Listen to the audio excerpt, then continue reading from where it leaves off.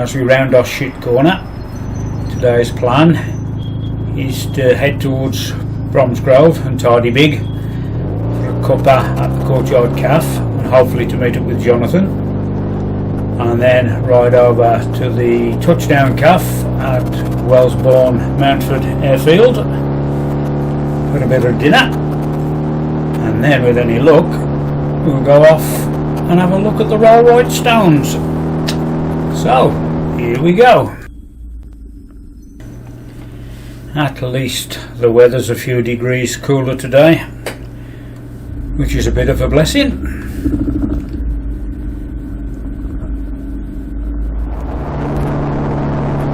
And that's where the railway climbs up Licky Bank.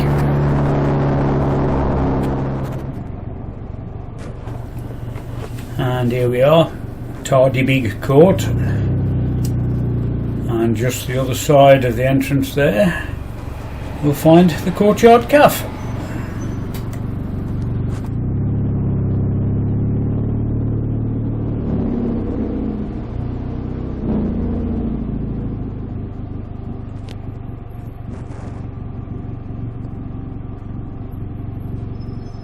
There we are, the very place we're looking for.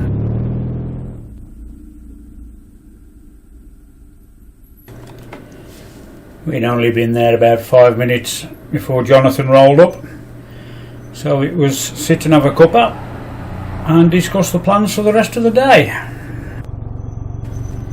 And the Touchdown Café at Wellesbourne Mountford Airfield. Just for a change, I opted for the chili and chips, and very good it was too. We sat outside watching the planes and the odd helicopter, and discussing the antics of the wasps. More about them later. And coming up on the left is Compton Garage, which was the location for a couple of pre-digital fuel pumps in the challenge last year.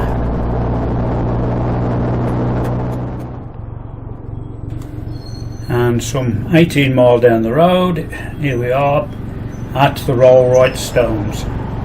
So we'll park up and go and have a look. And yep, there's still a Royal Enfield and an MZ behind me, so we're alright.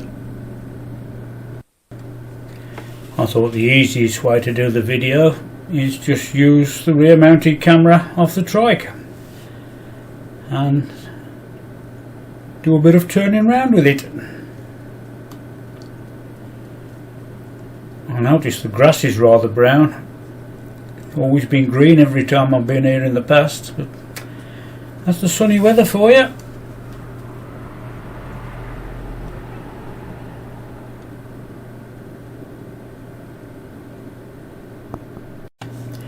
Now that very large stone that Andy and Jonathan are standing next to was hiding a little secret just behind it, which they never spotted, fortunately.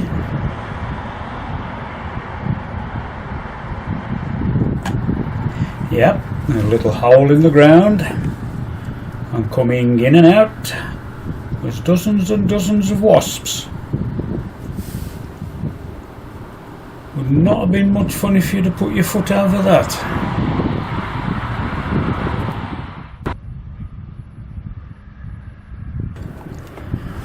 As long as you don't stand in their direct flight path to the hole, they don't really bother you that much. Stratford-on-Avon, and Jonathan heads off through the town centre on the road back to Kidderminster, whilst me and Andy stop on the A34 towards Birmingham. Well, this was a mistake, taking the M42 towards the M6 rather than the M42 towards the M5. Although the M6 might be a couple of miles shorter, this traffic was backed up like this literally all the way to the M6. I've got a feeling we won't be making this mistake again in the future. junction 7 and a couple of cars come down the outside ready to cut in. Well, I don't think so, mate.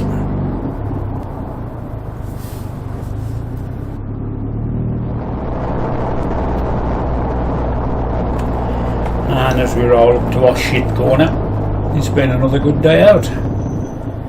The only downside, and it wasn't all that much of a problem, was the traffic on the M42 and a bit of the M6. But we'll take that in mind for the next time, and we certainly won't be coming back that way at 5 o'clock-ish. So, until the next time, see you later.